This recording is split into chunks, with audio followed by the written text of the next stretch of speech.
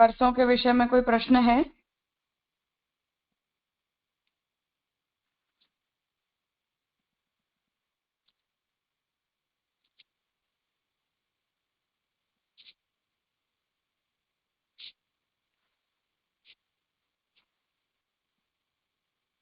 ठीक है, तो स्वमार्गीय शरण समर्पण सेवादि निरूपणम ग्रंथ का हम अध्ययन कर रहे थे, जहाँ गुरु के निरूपण का जो विषय है वहां हमने देखा। आगे का जो विषय है वो सेवा को लेकर है। पुनः वहां श्री हरिराय जी आज्ञा कर रहे हैं कि अनुद्वेगाय सप्रेम कृष्णमूर्तौ अलंकृतिः वस्त्रैः आभरणैर्वापि तथोपहरणैरपि यथा स्वरूप सौंदर्यम स्वमनोरोधकम भवेत्। उद्वेग न हो इसलिए प्रेम सहित श्री कृष्ण के स्वरूप को अलंकार धरना, वस्त्र तथा आभरण धरना, भोग सामग्री धरनी, वस्त्राभरण आदि की रचना ऐसी करनी कि प्रभु के स्वरूप की सुंदरता को निरख मन उसमें लग जाए, वहां से हटने का नाम न ले।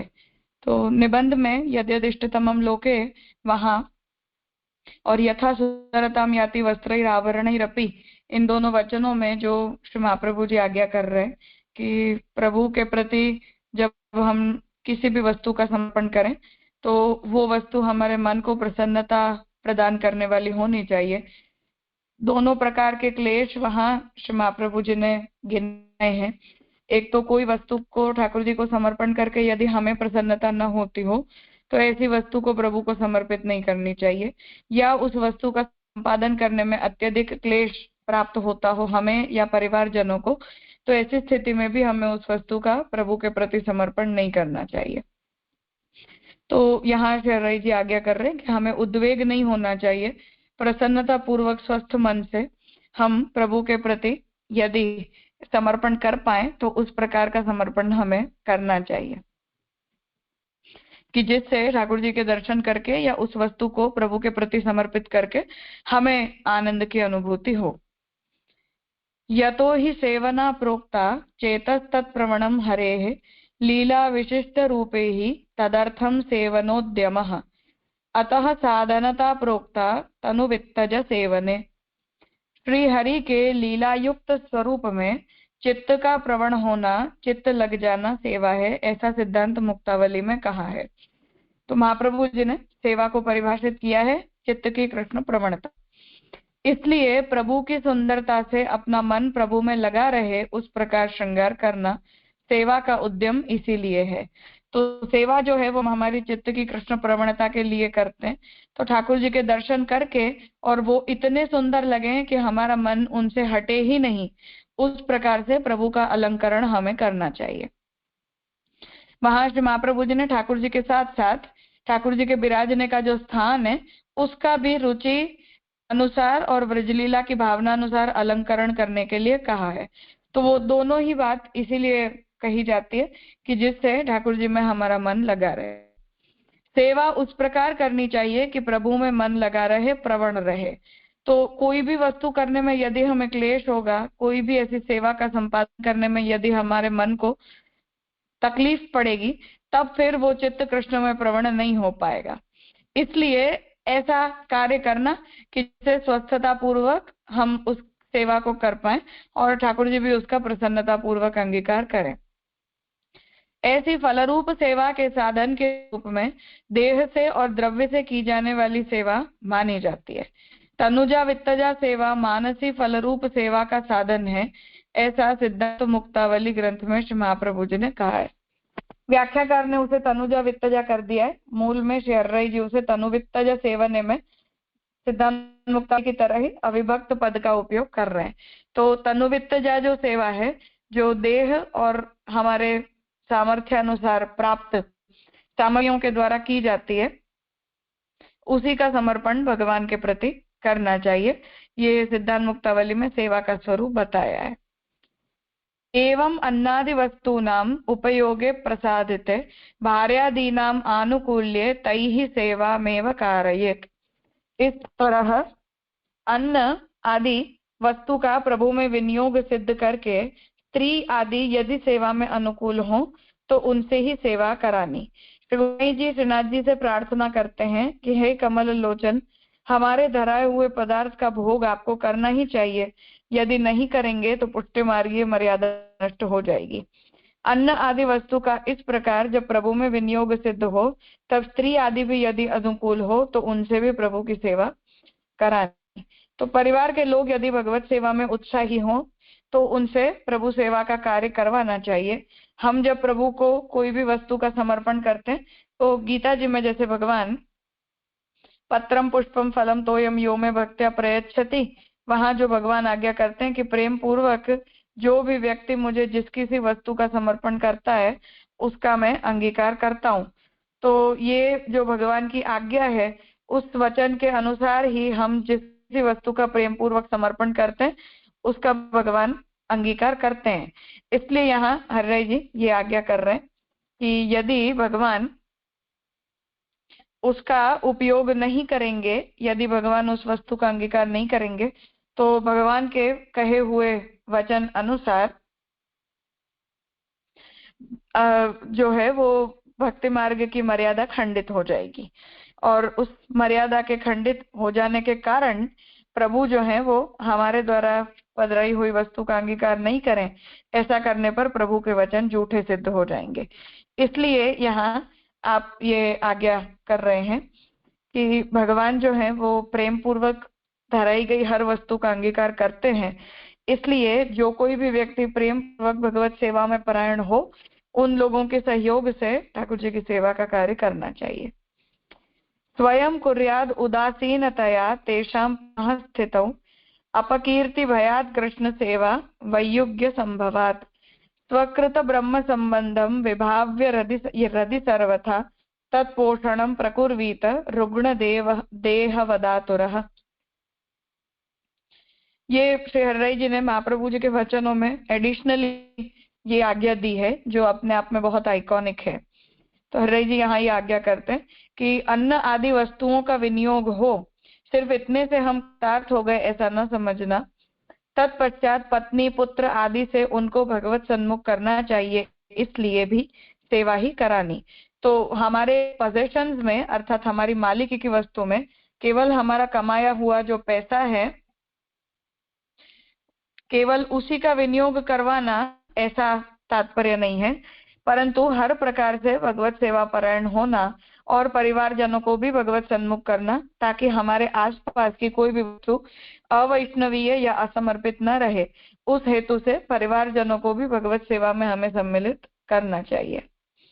उनको सेवाधिकारियों में रस न हो तो सेवाधिकारी स्वयं करने, उनसे जबरदस्ती न कराने, क्योंकि प्रभु का स्वरूप आनंद का है और जबरदस्ती आनंद का अवरोध करती है।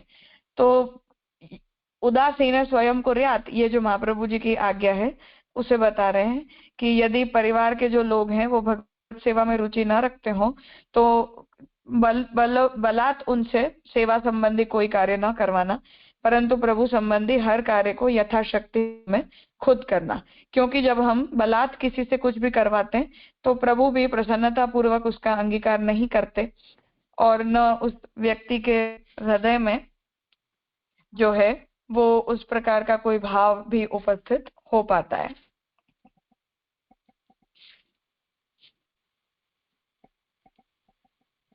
पूछना है कुछ?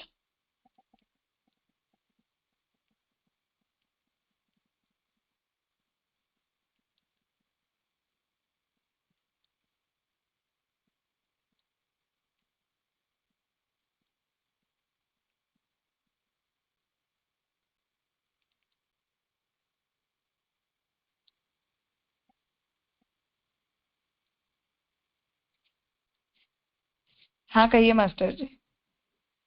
जी जय दंडोत राम जय। जैसे अभी आपने वो बताया कि घर परिवार के स्त्री पुत्र आदि यदि उनका जो मन नहीं लग रहा है तो उनसे सेवा में उनको नहीं लेना चाहिए। लेकिन जैसे होता क्या है कि शुरू में किसी को भी अपन लाख सेवा में तो किसी का भी मन नहीं लगता है। अब चूंकि देह धर्म तो अपना उनके साथ है, उनके साथ हमेशा तक रहना है, केवल जो है उनको अपन अपने परिवार के सदस्य मानकर भरण पोषण जिंदगी भर करते रहेंगे तो वो भी गलत है। उनको जो है शुरू शुरू में मन किसी का नहीं लगता, अपन पकड़ पकड़ के भी लगाते हैं तो बाद में कालांतर में उनका मन भी लगने लगता है। ऐसा लगभग सबके साथ में ऐसा ही होता है। तो अब यहाँ पर ये बात कही है कि उनको नहीं लगाना है अपन को, और नहीं लगाएंगे तो और ज्यादा बहिर्मुख हो जाएंगे, और लगाते हैं तो वो उनका कभी मन भी लगने लगता है और सेवा परायण भी हो जाते हैं वो। तो ये दो तरह की बात हो जाती है। जरा इसको और क्लियर करें। जो छोटे बच्चे होते हैं उनकी बात अलग है, क्योंकि उन्हें तो जबरदस्ती सेवा में लगाना पड़ता है, किसी न किसी प्रकार का प्रलोभन देना, डराना, धमकाना, ये कुछ करना पड़ता है। पर जब बड़े हो उस समय इस प्रकार के व्यवहार को करना ठीक नहीं माना जाता है। तो उन्हें पढ़ाया जाए, समझाया जाए, उन्हें भगवत सेवा की उत्तमता समझाई जाए, पर जोर जबरदस्ती बच्चों के साथ जैसा हम व्यवहार करते हैं ऐसा उनके साथ नहीं करना चाहिए। बड़े हो जाने के बाद जब व्यक्ति स्वतंत्र निर्णय लेने योग्य हो जाए, उस स्थिति में समझकर कर्तव्य बुद्धि से वो पारायण हो तो ठीक है। बाकी बच्चे हों उनके लिए तो ठीक है, उनके साथ तो हर प्रकार का व्यवहार करना ही पड़ता है, तभी वो सामान्य संस्कार के प्रति भी प्रेरित हो। जी जी। लेकिन बड़े लोगों को अपन ग्रंथों के द्वारा उनको समझा सकते हैं जी, उनको लान पे लाने के लिए उनको समझाना तो अति आवश्यक है। हाँ, इसलिए समझाना एक अलग बात होती है और जबरदस्ती करना दूसरी बात होती है। तो यहाँ तो वो बलात् जो व्यवहार किया जाता है उसकी बात श्री राय जी कर रहे हैं। महाप्रभु जी ने भी उसी अर्थ से कहा है, पर समझते हैं हम अपनी तरफ से पूरा प्रयास करते हैं। यदि वो उस बात को समझने के लिए तैयार हैं तो अच्छी बात है। जी जी।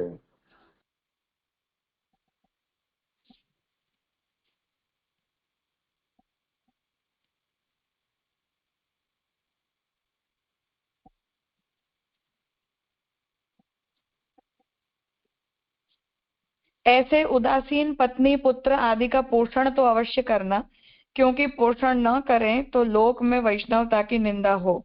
तो हरि जी वहां ये आज्ञा करते हैं कि जैसे हमारे शरीर का कोई एक अंग रोगग्रस्त हो गया हो, बीमार पड़ गया हो, तो उसे उसका पालन पोषण हम जैसे तैसे करते हैं, उसे ठीक करने का हम प्रयास करते हैं।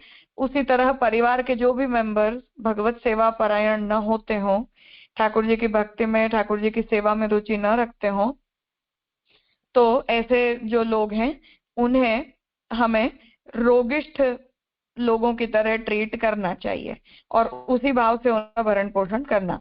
तो यदि हम उनका पोषण नहीं करते हैं तो वो वैष्णवता की निंदा करते हैं, और ऐसा करने पर हमारे मन में क्लेश उत्पन्न होता है। उपरांत भूख से पीड़ित वे हमको परेशान करें, जिससे हमारा मन सेवा में संलग्न न रह सके। तथा हमने जब ब्रह्म संबंध दीक्षा ली तब उन सबको प्रभु को समर्पित किया है, अतः वे भी भगवान के ही हैं, ऐसा समझकर उनका पोषण करना। उपरांत तंदुरुस्त आदमी जिस तरह अपने देह से इच्छित कार्य ले सकता है, उस प्रकार बीमार आदमी अपने देह से इच्छित कार्य नहीं ले सकता। फिर भी वह बीमार आदमी रोगग्रस्त देह का पोषण तो करता ही है, इस आशा से कि रोग मुक्त देह पुनः इच्छित काम देगा। उसी प्रकार फिलहाल पत्नी पुत्र आदि सेवादि इष्ट कार्य न करते हों, परंतु भविष्य में सद्बुद्धि जगने पर ऐसे सेवादि इष्ट कार्य करेंगे, इस आशा से भी उनका पोषण करना है।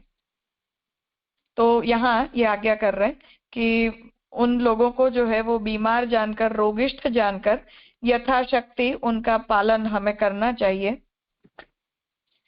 वे सर्वथा भगवत बहिर्मुख तो न हो जाए, अर्थात येन केन प्रकारेण इस स्थिति में यदि हम उनका पालन पोषण करते रहते हैं तो किसी न किसी प्रकार से शायद ठाकुर जी का प्रसाद लेने के कारण या ठाकुर जी के दर्शन करते करते धीरे धीरे उनके हृदय में प्रभु के प्रति भाव जागृत हो जाए, परंतु सर्वथा उनके साथ विपरीत प्रकार का व्यवहार करने से न हमारा कार्य सिद्ध होता है और न उन्हें किसी प्रकार का लाभ होता है।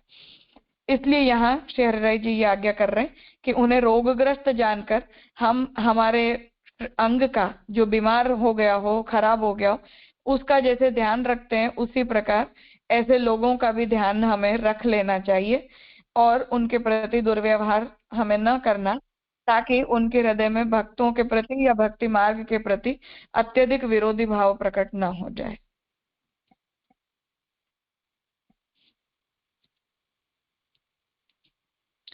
यद्यासुराः कृष्णसेवां कर्तुं न ददति स्वतः तदा तेषां परित्यागः कर्तव्य इति निश्चयः। अब जो श्री तीसरा प्रकल्प महाप्रभु जी बताते हैं, प्रतिकूले गृहम त्यजेत, उस पक्ष को बता रहे हैं कि यदि वे आसुर हों और हमें कृष्ण सेवा न करने दें तो उनका परित्याग ही करना ऐसा निश्चय है। स्त्री आदि आसुर भाव वाले हों, खुद सेवा न करें और हमें भी न करने दें, तो ऐसे असुर का त्याग ही करना यह सिद्धांत है। तो परिवार के जो लोग हैं वो सहयोगी न हो तब तक आपत्ति नहीं है, परंतु सर्वथा प्रतिकूल होकर स्वयं भी भगवत सेवा परायण न होते हों और हमें भी भगवत सेवा न करने देते हों, तो ऐसी सर्वथा दुष्ट मानसिकता वाले व्यक्ति का तो हमें त्याग ही कर देना चाहिए और उनका त्याग करने में दोष नहीं है। जैसा महाप्रभु जी आज्ञा करते हैं कि ऐसे जो लोग हैं वो भगवान से बहिर्मुख होने के कारण ऐसे लोगों का त्याग करने से हमें कोई दोष नहीं लगता। तो त्याग के हर प्रकार के अर्थ समझे जाते हैं, ऐसा उसका मतलब नहीं है कि उन्हें सड़क के ऊपर छोड़ दो। तो वहां ये बताया जाता है कि उन लोगों का जो है वो पालन पोषण हम कर सकते हैं, परंतु हम उनके साथ न रहें। तो ऐसी म्यूचुअल अंडरस्टैंडिंग लोगों के बीच प्रकट करनी चाहिए कि यदि वे किसी भी प्रकार से भगवत सेवा में प्रतिकूल व्यवहार करते हों, तो या तो वे और हम एक दूसरे से अलग अलग रहें, स्वतंत्र रहें और एक दूसरे का भरण पोषण जो भी हमारे कर्तव्य में आता है उस प्रकार के भरण पोषण संबंधी अपने कर्तव्यों का हम पालन उनके लिए कर लें। और यदि उसमें भी आपत्ति होती हो तो उस स्थिति में उन लोगों का सर्वथा त्याग करने में भी कोई आपत्ति नहीं है, ऐसा श्री महाप्रभु जी आज्ञा करते हैं। भक्ति मार्गे न वक्तव्यम अभक्तैः सह सर्वथा अंगीकृत्यापि न स्मार वर्जनम भक्ति मार्गे भी धर्मशास्त्रात् तु बलवत् भक्ति शास्त्रम इति स्थितिः। भक्ति मार्ग में नियम है कि जो भक्त न हो उनके साथ कदापि भक्तों को न बसना। तो अवैष्णव का निरंतर जो संग है वो हमारे अंदर भी आसुरी भावों को प्रकट करता है, इसलिए उनके साथ हमेशा हम साथ साथ बने रहें। जिन्हें प्रभु के प्रति सामान्य आदर भाव भी न हो, ऐसे लोगों के साथ इतना ज्यादा संग करना जो है वो ठीक नहीं माना जाता है। स्मृति स्वीकृत धर्म का त्याग भक्ति मार्गीय जनों को करना पड़े तो भी वह करना, क्योंकि धर्मशास्त्र से भक्ति शास्त्र बलवान है, ऐसी मर्यादा है। मनु आदि प्रोक्त शास्त्र से भी भक्ति शास्त्र बलवान होने से भक्ति मार्गियों को स्मार्त धर्मों का त्याग करना। तो महाप्रभु जी यहाँ हर्रई जी ये आज्ञा करते हैं कि स्मृति शास्त्र इस बात को कहता है कि परिवार के लोगों का पालन पोषण करना, उन लोगों का आदर सत्कार करना या सामाजिक नियमों का अनुसरण करना, ये सब हमारे कर्तव्यों में आते हैं और एक गृहस्थ को उन कर्तव्यों का आचरण न करने पर दोष होता है। इसलिए यहाँ ये स्पष्टता कर रहे हैं कि यद्यपि सामान्य स्थिति में हम कभी भी किसी भी व्यक्ति को दुखी करते हैं तो भी वो वैष्णवीय मर्यादा के अनुरूप व्यवहार नहीं है, क्योंकि किसी भी जीव का जो दुख है वो ठाकुर जी को अच्छा नहीं लगता है। और हमारे जो परिवार के लोग होते हैं वो यदि सीधे तौर पर भगवान की भक्ति में परायण नहीं है, तब भी भगवान उन लोगों को अपने भक्त के परिवार के रूप में जानते हैं, जो बात हम प्रहलाद जी के चरित्र से देखते हैं। तो प्रहलाद जी जो है उन्होंने जब ठाकुर जी से ये मांगा कि मेरे पिता को क्षमा कर देना, तो ठाकुर जी ने उनसे ये कहा कि तेरे बिना कहे ही मैंने तो है वो उनको माफ कर दिया है, और तेरी ऊपर की और नीचे की जो 7 पीढ़ियां हैं सबका उद्धार हो जाएगा, क्योंकि उनका जो तुम्हारे जैसे भक्त का उनके घर में जन्म हुआ है, उनके कुल में जन्म हुआ है। तो यहाँ आज्ञा कर रहे हैं कि भक्त के परिवार को भी भगवान अपना जानते हैं, उन्हें भी अपने परिवार के रूप में ठाकुर जी जानते हैं। इसलिए किसी के प्रति जो है वो दुर्व्यवहार ठाकुर जी पसंद नहीं करते, परंतु वो लिमिट क्रॉस कर जाए और भक्ति मार्गी कर्तव्यों में ही बाधा रूप बनने लग जाए, ऐसी स्थिति में उनका त्याग करने में कोई दोष नहीं है। इसलिए स्मृति में बताए गए जो भी गृहस्थ के धर्म है, उनका यदि उल्लंघन भक्ति मार्गीय मर्यादा की रक्षा के लिए होता भी है, तो उनका उल्लंघन भक्ति मार्गीय भावनाओं को का स्वीकार करते हुए हम कर सकते हैं।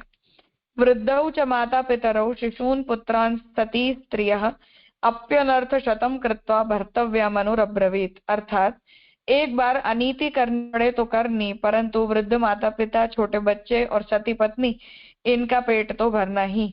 इस प्रकार का स्मृति प्रतिपादित धर्म, स्मार्त धर्म और प्रतिकूल पत्नी आदि का त्याग भक्ति मार्गीय धर्म।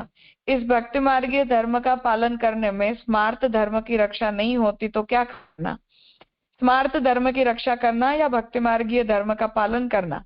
वहां से हरिराय जी आज्ञा करते हैं कि स्मार्त धर्म को छोड़ देना, परंतु भगवत धर्म का तो पालन करना ही।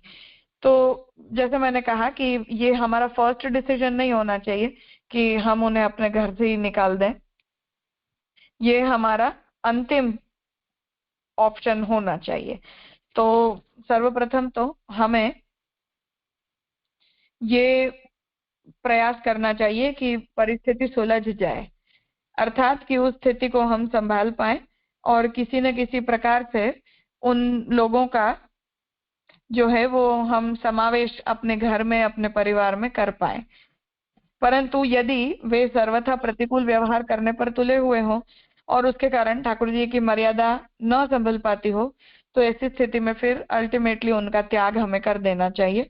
और ऐसा जो अंतिम निर्णय हमने त्याग संबंधी लिया है, उस निर्णय में कोई दोष नहीं है, क्योंकि भक्ति मार्गीय मर्यादा का जो स्वीकार है वो ज्यादा आवश्यक है बजाय के स्मार्त धर्मों के अनुसरण के। ये आज्ञा यहाँ श्री हरिराय जी करना चाह रहे हैं। जैसे इसमें एक प्रश्न आया। हाँ हाँ जैसे इसमें एक प्रश्न ये आया, अभी आपने जो बताया अभी कि एक बार अनीति करनी पड़े तो करनी, परंतु वृद्ध माता पिता, छोटे बच्चे और सती पत्नी, यहाँ सती पत्नी शब्द आया है, यानी उसका पेट भरना। अरे पत्नी सती है, सती माने वो सत्य पर चलने वाली है, अपने पति को सब कुछ मानती है। वो माने जैसे अपन वृत्तासुर चतुर्श्लोक में देखते हैं, तो वो पत्नी जो अपने पति की वो करती है, ऐसी जो मेरी लालसा होना चाहिए। तो सती पत्नी को यानी यहाँ पर वृद्ध माता पिता, छोटे बच्चे जो अनित करने वाले हैं, उनका पेट भरने के लिए सती पत्नी होगी तो पति की बात मानेगी, वो तो सेवा परायण होगी, ये तो होना ही चाहिए। पर सती पत्नी शब्द की बजाय अनित वाली या कोई वैसी दुराचारी पत्नी होना चाहिए। ये शब्द मेरे समझ में नहीं आया। नहीं, ये तो शास्त्र वचन है, इसलिए उसे तो जैसा है उसी तरह यहाँ पर लिख दिया है। पर तात्पर्य यह है कि यद्यपि जो उत्तम स्त्री हो, जो अपने पति के प्रति निष्ठ हो, वो ऐसा व्यवहार नहीं करती है। ये तो जो दुराचारी जो व्यवहार है वो ऐसे ही लोग करते हैं, क्योंकि हम देखते हैं कि यदि वो अपने पति के प्रति निष्ठ है तो उसका मतलब है कि वो उदासीन की कक्षा में आएगी, यदि भगवत सेवा परायण नहीं भी है तो। पर ये तो शास्त्र का वचन है जो ये मुख्यतया कहना चाहता है कि ठाकुर जी की जो सेवा है, उस सेवा के विरोधी जितने भी पदार्थ हों उन सब का हमें त्याग करना चाहिए। उस संदर्भ से ये कहा गया है।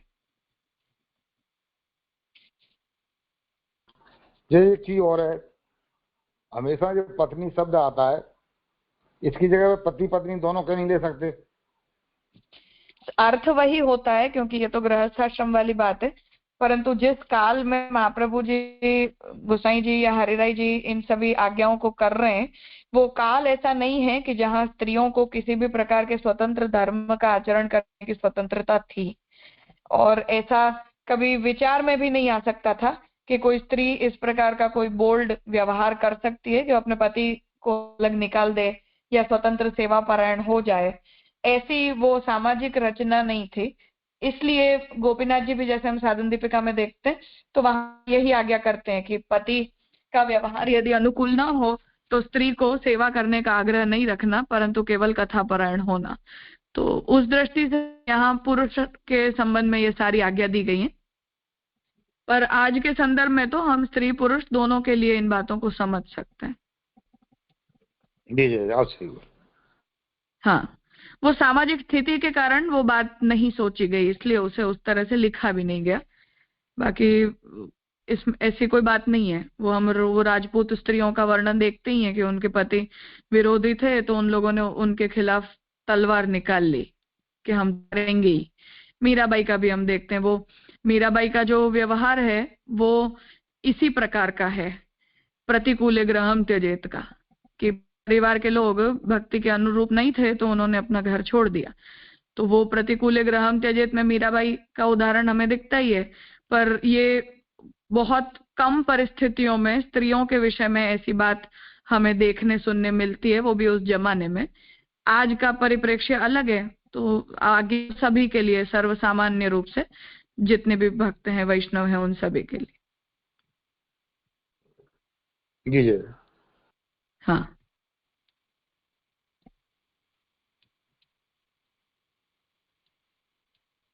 हाँ भार्गव। प्रणाम राजा। राजा, ये क्लेरिफिकेशन हो गया आपने जो भी समझाया ना, क्योंकि जो उपदेश है वो ऐसे ही लग रहा है कि पुरुष अनुलक्षी है, कि जो भी और बाकी सबको डिपेंडेंट ही कंसिडर कर रहे हैं यहाँ पे। तो आपने जो समझाया वो सही है कि आज की स्थिति में तो कुछ भी हो सकता है, लाइक पति भी डिपेंडेंट हो सकता है ऐसे, लाइक तो फिर या तो फिर माता पिता की जगह पे बेटा भी डिपेंडेंट हो सकता है माता पिता पे। तो वो सभी कंडीशंस हैं वहाँ पे। तो ये सिर्फ हाँ वो एक एग्जाम्पल के रूप में दिया हुआ लग रहा है। सही। हाँ, अर्थात वो तत्कालीन जो सामाजिक स्थिति थी उसके हिसाब से ये बात कही गई। जैसा हम दामोदर संबल की वार्ता में देखते हैं कि उनका जब गोलोकवास हो गया तब उनकी पत्नी को पुत्र म्लेच्छ होने के कारण वो ठाकुर जी की सेवा कर पाए, ऐसी उनकी स्थिति नहीं थी। इसीलिए उन्होंने अपनी सब संपत्ति के साथ ठाकुर जी को महाप्रभु जी के वहां पधरा दिए।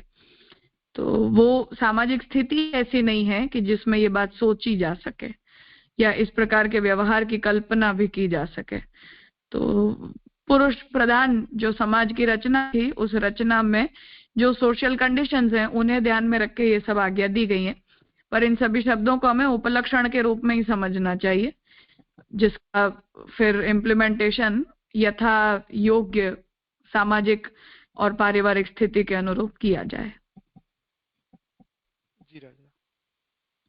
और दूसरा राजा, ये जो स्थिति है, लाइक कि अगर कोई अनुकूल नहीं है और उदासीन है तो फिर उसको प्रवुत्त करना, लाइक उसको इन्फ्लुएंस करना थोड़ा के, तो वो भी एक हद तक सही है, राइट। आपने जैसे समझाया कि बच्चों की को फोर्स कर सकते हैं, बाकी किसी को बड़े को फोर्स नहीं कर सकते। और वो भी है कि मार्ग की एक खुद मर्यादा है कि कोई किसी को हम ऐसे प्रेरित करके नहीं ले आना चाहते इस मार्ग में। अगर स्वरुचि है तो फिर बाद में खुद वो शरणागति की ओर बढ़ेगा, और शरणागति हो जाएगी तब उसको समर्पण करना चाहिए। तो ये जो स्टेजेस हैं उसमें तो हमको उसका वेट करना चाहिए, राइट। उसको इमीडिएटली समर्पण या सेवा में इन्वॉल्व करना कितना उचित होगा, अगर थोड़ी बहुत रुचि हमको दिखे या फिर उदासीनता दिखे तो। हाँ, ये क्विक निर्णय नहीं है, ये तो ऑब्वियसली समय मांगते हैं और यथा समय ही इस प्रकार का कोई भी निर्णय हमें लेना चाहिए। तो क्योंकि रुचि जो है वो अपने यहाँ वर्ण का चिन्ह मानी गई है, तो किसी के मन में स्थायी रुचि हमें दिखाई दे, क्यूरियोसिटी दिखाई दे, उसकी इच्छा शक्ति हमें दिखाई दे, तो उसका मतलब है कि ठाकुर जी ने उसका वर्ण किया है। तो वो वर्ण का द्योतक लक्षण है कि ये पुष्टि जीव है। इसलिए ऐसी कोई जल्दी नहीं मचानी चाहिए किसी भी नए व्यक्ति के लिए। पर ये सब में होता क्या है कि एक परिवार के अंदर जब सब लोग रहते हैं, जैसे कोई लड़की शादी करके आई, नई हुई, ज्यादा करके उनके साथ ये सारी समस्याएं होती हैं, तो वो फिर अपने आप को out of the place feel करते हैं। अब अपने यहाँ तो रसोई जो है वो ठाकुर जी के लिए ही होती है, ऐसा नहीं है कि घर परिवार के लोगों को खिलाने के लिए होती हो। तो सेवा का, अब रसोई की जो सेवा है, खास करके स्त्री रसोई, उसे तो अपने यहाँ बहुत अंतरंग सेवा मानी गई है, क्योंकि वो स्वामी जी और यशोदा जी के भाव से की जाती है।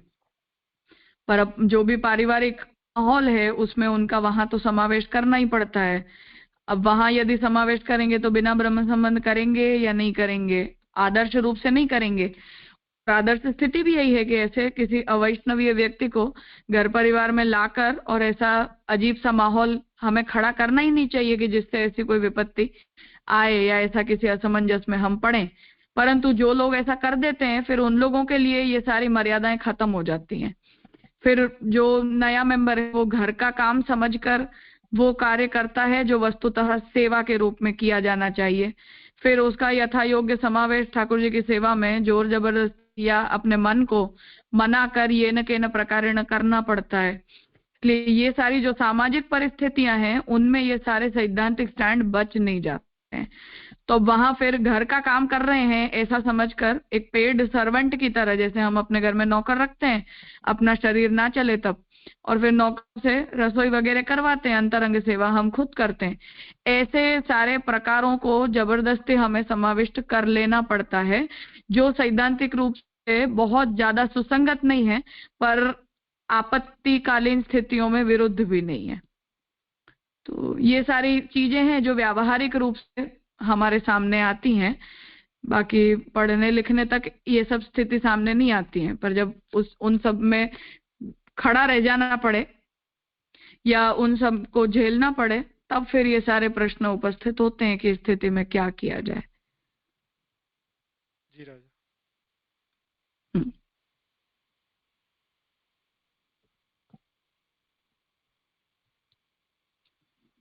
हाँ कहिए।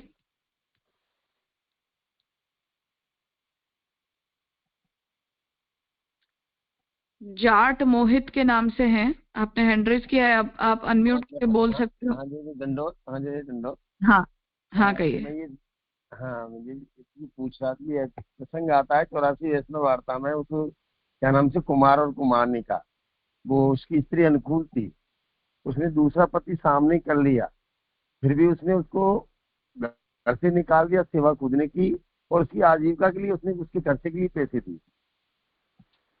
ये प्रसंग है ना, अनुकूल अगर स्त्री अनुकूल नहीं हो तो क्या करना चाहिए? तो वो बिल्कुल प्रतिकूल थी जय, फिर भी उसने उसके खर्चे के लिए पैसे दिए तो तू अलग रह जा। उसने उसके पति ने भी छोड़ दिया बाद में, फिर उसको नया घर दिया उसने, लेकिन उसको पास में नहीं रखा उसको। हाँ, इसलिए बात वही है कि भरण पोषण व्यक्ति को करना चाहिए, क्योंकि ऐसा अमानुषीय व्यवहार भी किसी वैष्णव का होना अच्छी बात नहीं है। ठाकुर जी उससे भी प्रसन्न नहीं होते। तो भरण पोषण की व्यवस्था करके और अपने आप को उनके संग से दूर रखना चाहिए, ऐसा विवेक बताया गया है। जय दंडोत। हाँ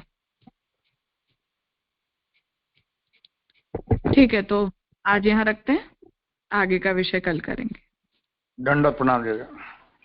हाँ प्रणाम राजा।